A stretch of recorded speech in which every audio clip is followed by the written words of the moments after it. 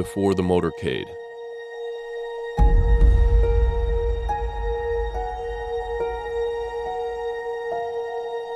Before the sixth-floor sniper's nest.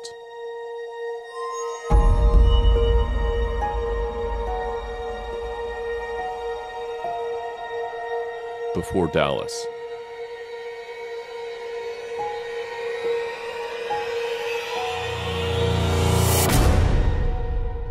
There was Minsk.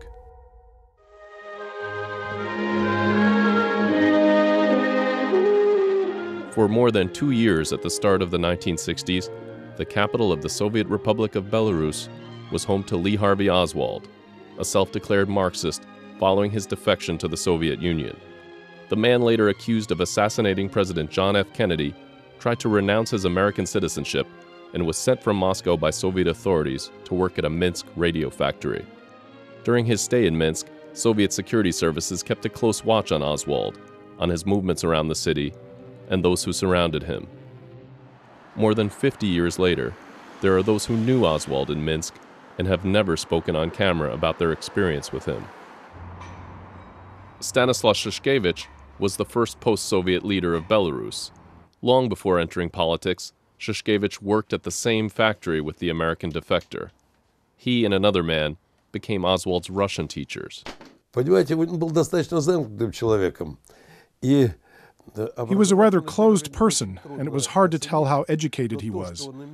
But his knowledge of Russian was pretty decent, and he could exchange views when Sasha Rubenchik and I started teaching him, that's for sure. Когда уже попал к нам с Сашей, так, это совершенно однозначно.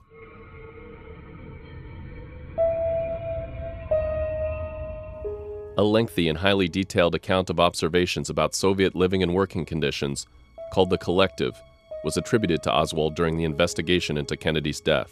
Shushkevich scoffs at the thought of Oswald authoring such a report.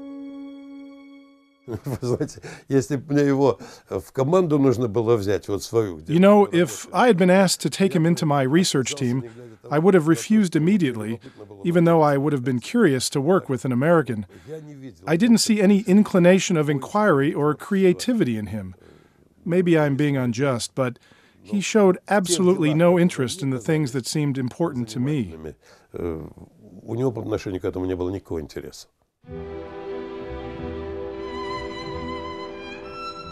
Oswald was not only receiving language education, there was also music. His new friends took him to hear classical music at the Minsk Philharmonic Concert Hall. Ina Markova met Oswald for the first time at a performance of Mendelssohn's Violin Concerto in E minor. She later visited Oswald at his small apartment, which was located in an exclusive section of Minsk. Markova returned to the apartment to share her impressions of him. I can't say he was easy to communicate with. He didn't evoke any feelings that would leave an impression. Sometimes you meet someone and think, goodness, what a pleasure. I don't remember having that feeling with him. Markova says she thought Oswald was rather ordinary, unathletic, generally reserved, and even boring most of the time. But she recalls seeing flashes of something else. Once I saw anger in him. Someone said something he didn't like, and he became so angry that his face even contorted. He probably tried to conceal his emotions, but they jumped out. He controlled them to some degree, but every now and then they jumped out.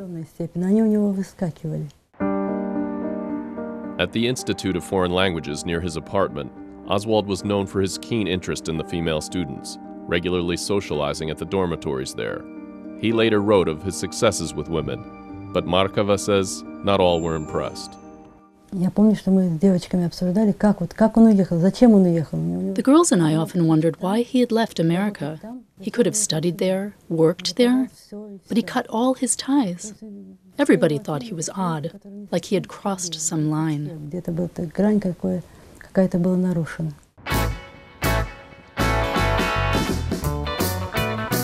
Markova says Oswald taught language students to dance the twist, and he sometimes went dancing at the Palace of Culture of Trade Unions.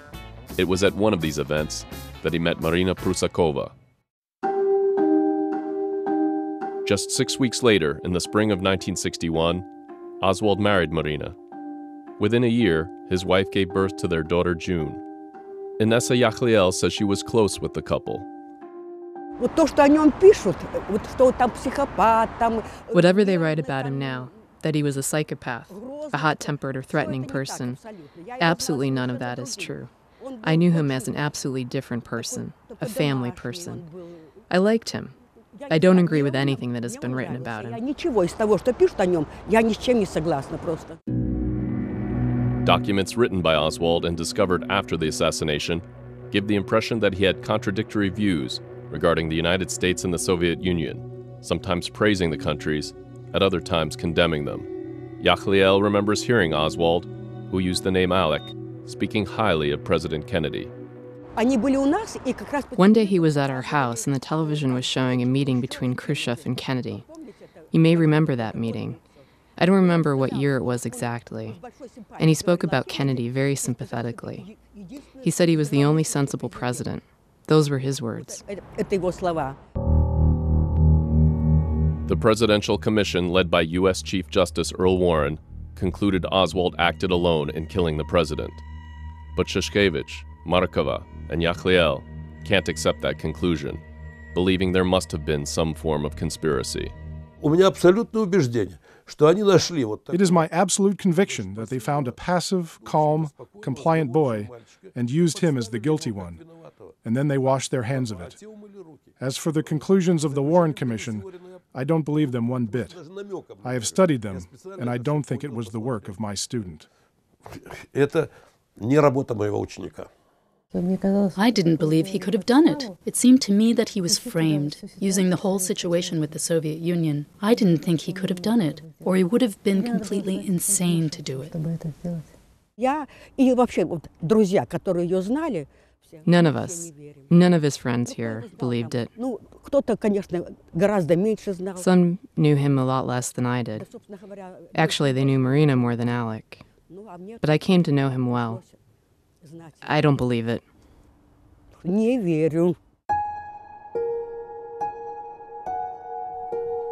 Lee Harvey Oswald appeared to be a different man, in different places, with different people.